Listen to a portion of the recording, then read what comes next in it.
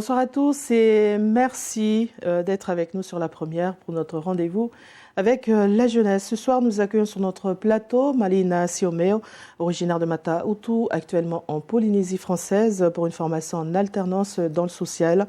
Le diplôme d'état d'accompagnement éducatif et social, tel est son objectif.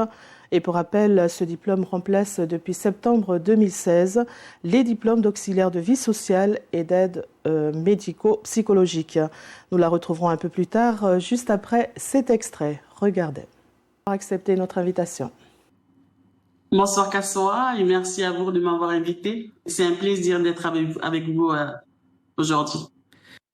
Je suis actuellement une formation en alternance dans le social à Papeete en Polynésie française. Mais bien avant, tu avais travaillé pendant 6 ans dans le monde du commerce. Pourquoi cette réorientation, cette ambition? En réalité, ça faisait longtemps que je voulais m'orienter vers le social, notamment pour être auxiliaire de vie. C'est un métier qui m'a toujours attirée parce que j'ai ce besoin d'être utile et d'accompagner des personnes en situation de handicap ou des personnes âgées. J'ai simplement décidé de me lancer et de concrétiser mon projet qui me tient à cœur.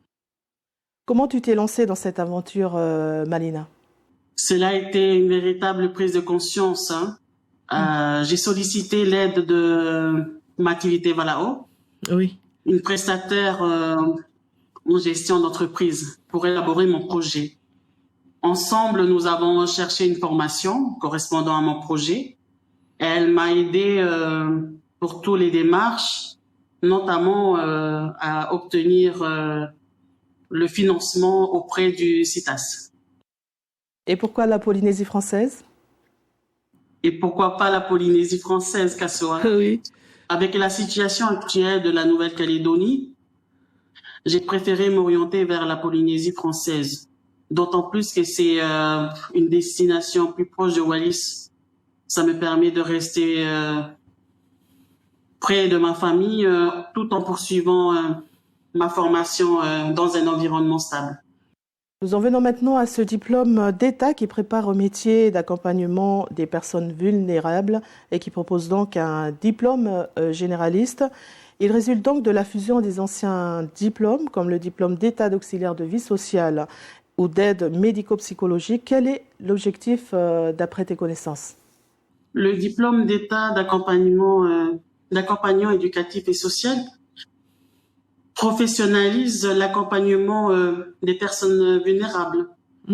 Ce diplôme généraliste offre des compétences adaptées aux différents publics, comme les bébés, les enfants, les personnes âgées ou les personnes en situation de handicap. Il apporte une vraie reconnaissance à ce métier. Tu interviens auprès d'enfants, d'adultes et de personnes âgées en prenant en compte leurs difficultés liées à l'âge, à la maladie, au mode de vie. Quelles sont alors les compétences que tu mets en œuvre pour réaliser cette intervention sociale au quotidien? C'est vraiment un beau métier, Kassoa, parce qu'il faut savoir qu'il faut être à l'écoute, il faut être patient et bienveillant, tout en aussi rester et tout en savoir s'adapter à chaque situation de l'usager. J'utilise des compétences en communication, que ce soit en observation, et j'apprends aussi à travailler en équipe avec le pluridisciplinaire, comme la psychologue, la psychomote, le médecin et tous les éducs concernés. Dans la structure actuelle, on travaille et c'est vraiment beau parce que tu dois pour contribuer à l'accompagnement de l'usager, il faut travailler ensemble avec toute l'équipe, que ça soit le paramédical, que ça soit la partie éducative. On doit toujours garder en tête le respect de la personne, de son autonomie, mais surtout de sa dignité. Contribue en fait compte à l'épanouissement de la personne à son domicile, en structure ou dans le cadre scolaire. Comment ça se passe à Tahiti, Malina? C'est nouveau, hein? Pour moi, c'est nouveau tout ça. En structure, là actuellement où je suis, tout est organisé pour répondre aux besoins des personnes accompagnées. L'objectif principal est de garder, de prendre soin d'eux, de leur bien-être et de leur épanouissement tout au long de toute l'année. Cela se traduit concrètement par plusieurs actions quotidiennes: instaurer le climat de confiance, respecter leur rythme, proposer des activités adaptées à chacun et les encourager à rester autonomes dans tout ce qu'ils font. Qu'as-tu fait comme stage à Papeete en termes d'accompagnement? J'ai fait un stage de 6 mois. Là, je vais à la fin de mon stage de 6 mois. C'est un stage dans un institut d'insertion médico-éducatif. Ce centre-là, cet institut, elle accueille des enfants de 5 à 14 ans avec des déficiences légères et moyennes. Ce stage m'a permis d'explorer différentes facettes du métier et différents accompagnements des enfants dans les actes de la vie au quotidien. J'ai ainsi acquis de l'expérience, surtout sur le terrain. Qu'est-ce que tu as découvert en termes de compétences lors de tes stages déjà effectués en Polynésie française? Au fil de ma formation et mon expérience sur le terrain, j'ai développé pas mal de compétences importantes comme l'organisation, la rigueur et la capacité d'adaptation. Quand je parle l'adaptation, c'est vraiment adapté à chaque enfant. D'accord. Chaque enfant ici est différent. Et je parle pas des pathologies. Ici, c'est un enfant et c'est un enfant normal. J'ai aussi compris à quel point l'observation est essentielle.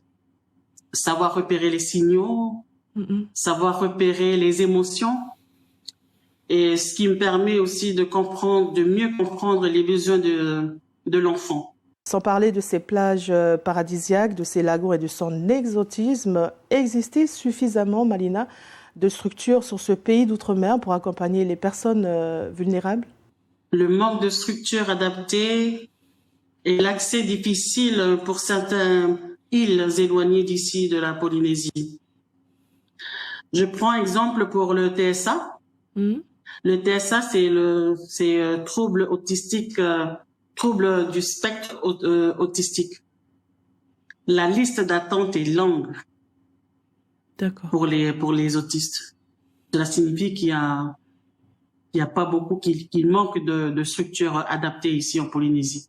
Deuxième année de formation à Tahiti, quelles sont les spécificités de cette collectivité quand on parle d'accompagnement dans les 3 types d'environnements, à domicile, au sein d'une structure collective ou dans le milieu scolaire? Chaque cadre est différent, Kassawa. Oui. Que ça soit dans les 3 types d'environnement. À domicile, c'est restreint, tu vois. Il faut respecter l'intimité. En structure, c'est collectif. Il y a une organisation un peu plus stricte. Oui.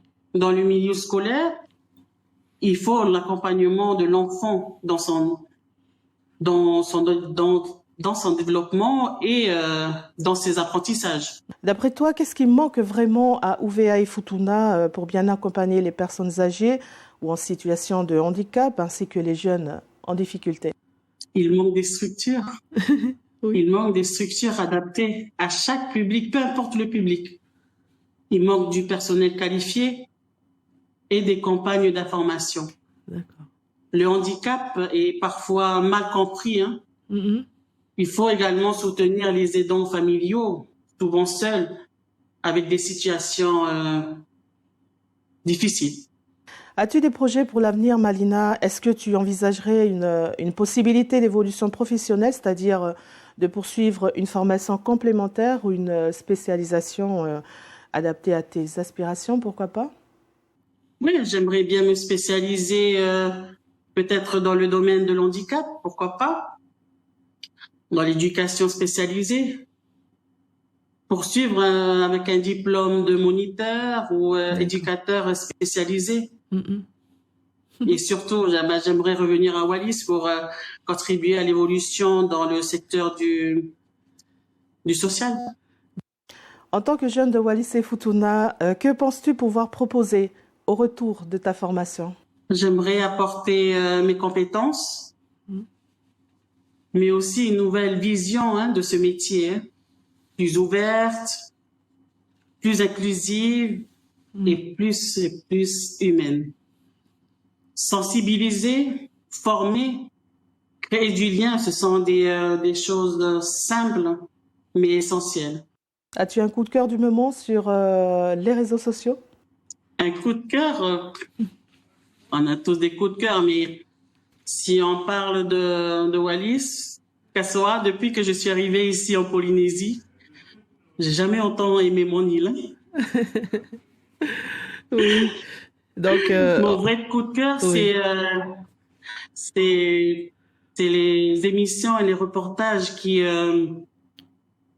parlent de la jeunesse du Fénois. J'aime voir les parcours de chaque jeune de chez nous, leurs projets, leurs réussites, mais aussi leurs difficultés. Un dernier mot pour la jeunesse de ton Fénois, Malina? Un dernier mot. Croyez en vous. Malgré les obstacles, ne renoncez pas. Formez-vous, engagez-vous et restez fidèles à vos valeurs. Le Fénois a besoin de jeunes motivés pour avancer. Chacun a quelque chose à apporter. Un petit plus pour notre Fénois. Merci Malina et bon courage pour la suite de ta formation. Fénois Jeunesse touche à sa fin. Merci pour votre fidélité. Excellente soirée à tous et à la semaine prochaine pour de nouvelles aventures avec la jeunesse. Prenez soin de vous.